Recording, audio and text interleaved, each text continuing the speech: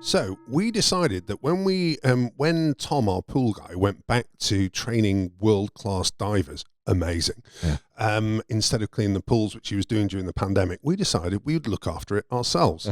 Now, to do this effectively... Who's the we? No, both of us did, actually. No, this was an agreed decision. But who's the we? Who's the we doing the work? Well, this is where I'm getting to. So we decided that we would divide the work that was required, whereby I did the cleaning and the mechanical, and Natalie did the chemical. Okay. Yeah. And that had been working really well for 4 or 5 months. Then the pool just got a little bit cloudy. Oh, yeah. We were looking at it and going, wonder what this is. And we both Googled it, and we were like, okay, well, we'll shock the pool. So we shocked the pool, and nothing really changed. Uh-oh. And then at that point, when I was cleaning it, so I'm cleaning it on filter and the vacuuming stage. Yeah. And it's starting to throw the dirt that's in the bottom of the pool back through the jets again. Yeah. So at that point, we're like, read up on that. And we're like, oh, right, dodgy sand. Our sand's been in for too long in the sand filter. So I got my boys out. I'm like, you ever done a sand filter before? No. Right, I've looked at this YouTube video. Anyway, they aced it. An hour and a half for 150 kilos. We've got the biggest filter known to man. 150 kilos? 150 kilos of sand went in it. That's an industrial filter. Oh, yeah, and more. It's not a home pool. Well, no, the pump's not a home pump either, to be fair. Because if you're going to buy, I always like to buy one size bigger. Yeah. And then, we haven't got the 1.5, we've only got a 2. Yeah, I'll take it. So it's double what it's supposed to be. Actually, the pump is so strong that the sand filter, which is a very, very well-known brand, and on the top end of the quality scale, now flexes when the pump comes on. Love it. So we've got the situation whereby, all right, we'll replace the sand. So sand's done. The boys nailed it. I'm like, yeah, well done. I knew you could do it. And then I went back to clean it again. So I did the whole backwash and the rinsing out so that the sand is ready to go. Yeah. And then we put it back on filter, and well, fine. Still a bit cloudy though. So I'm kind of thinking, right, I obviously need to clean the pool again. So I clean the pool again. Out the jets, it's still doing the same thing. No, nightmare.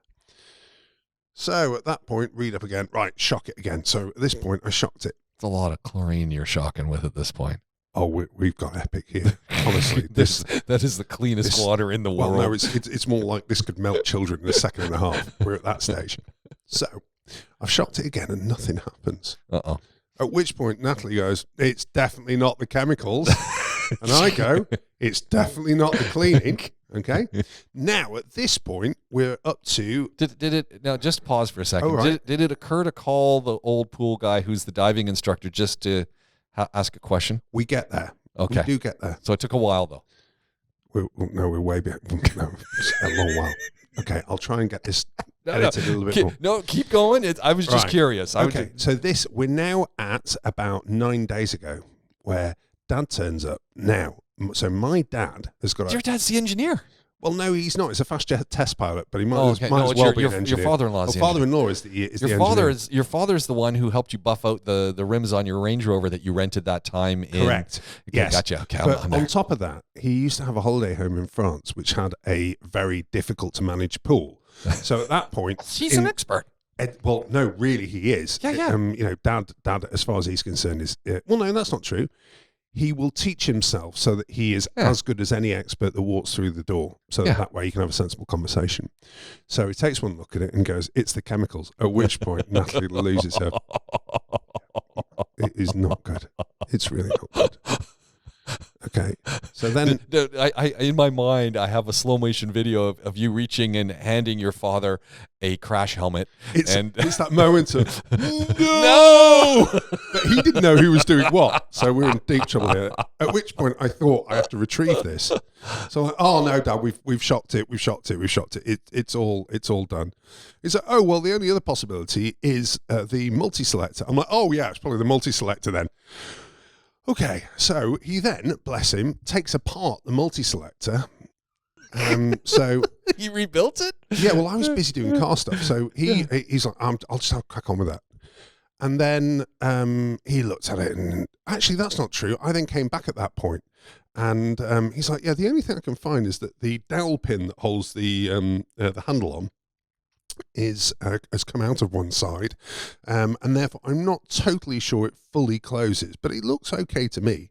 So I took one look at it, and finally I was able to do something. And I said, I've got a C-clamp that will sort that out. So I set it all up.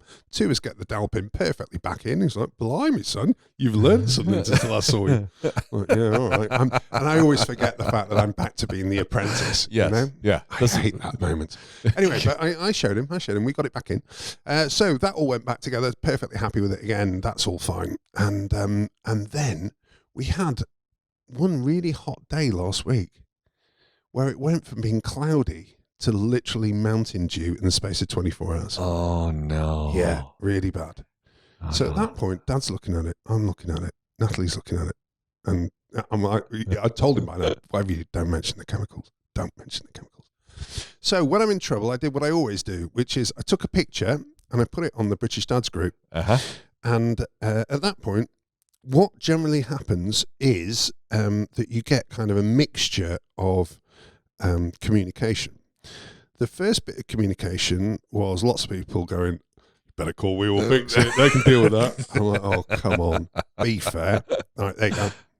Oh, no. That's bad, isn't it? Yeah, that. Okay. So we got through all the WeWillFixIt type comments, and then we went to, call Tom. Tom can deal with this. So which was, I bloody know Tom can deal with this, but Tom is now training world-class divers rather than dealing with my pool.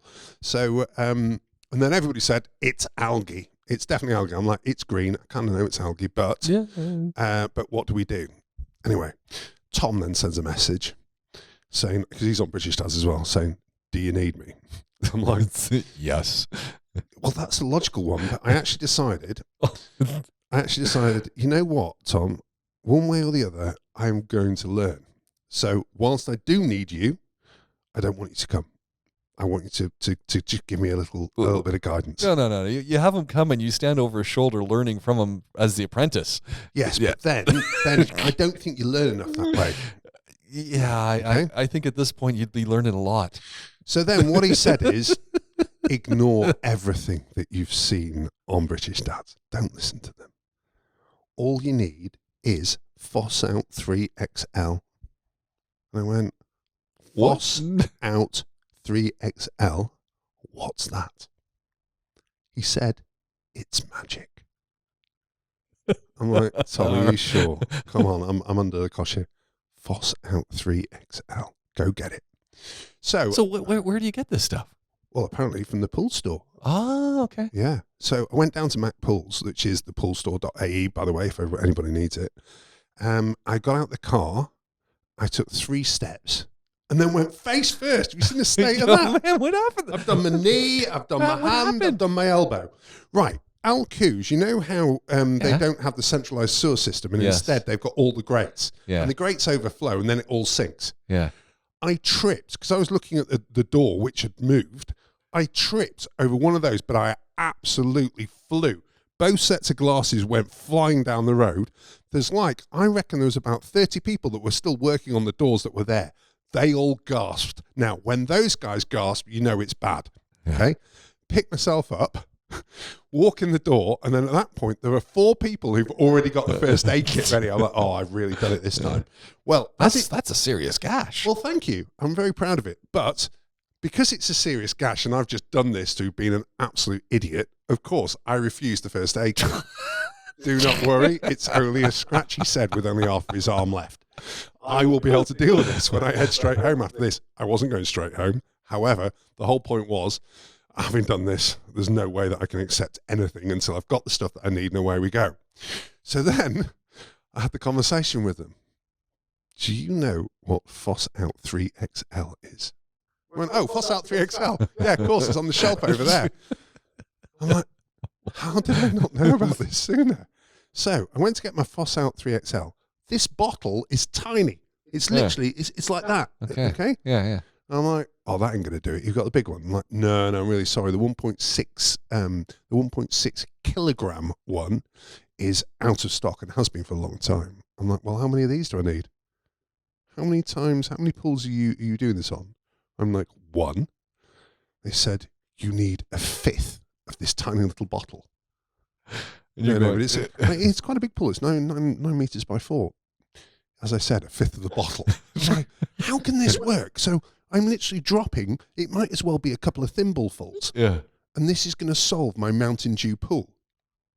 What's Mountain Dew, sir?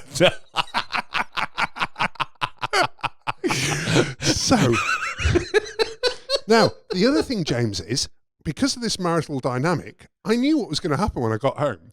I'm going to get home, I'm going to show her my thimbleful of container, and she's going to go, "Oh, shut up, you stupid man. They've gone and sold you a kipper here." So I got home, and I showed it to Natalie, and she went, "Oh, you stupid man. They've gone and sold you a kipper here." So I'm at least you prepared yourself. Oh, I knew it was coming. So I went, and I dropped the thimblefuls into the pool, and nothing happened. And I'm like, "Oh, my goodness. Tom, I thought you knew what was going on." So I kind of gave up on it at that point. I was like, "Oh, God, here we go." And then, so that was mid-afternoon. Yeah. Anyway, we woke up the next morning. Magic. Everything's gone. It's like clear apart from, obviously, there's stuff on the what's it that I need to hear out. But I'm like, what is this stuff? Seriously, if you imagine concentrated bleach, which was what some of the other people were suggesting. I mean, absolute lunacy. But concentrated bleach to get out that amount of algae from that kind of quantity of water. I think I worked it out. I did work it out, but is it on the phone? Part of my calculation was how much water is in it. And I think I got to over 20,000 gallons. So is this just a super concentrated algicide? There's more to it than that, apparently. There's additional bits because they cover off basically all of your possibilities. Have you heard about water lock? No. Me neither. Okay, so apparently this is a thing. But again, it was on British Dads, and it was actually from a friend of mine. So, but he might have been sold a dodgy one here because his guys made him get rid of all his water and get brand new in. Oh, yeah. No! But they said that water lock is basically a situation whereby your water can no longer react to the chemical which is being added to it because it's locked. Sounds like BS to me, doesn't it? Does it? Yes. Yeah. Anyway, we don't know whether it's true or not because, as it turns out, the Phos 3XL or whatever it's called, Phos-Out 3XL, did it. But so I don't have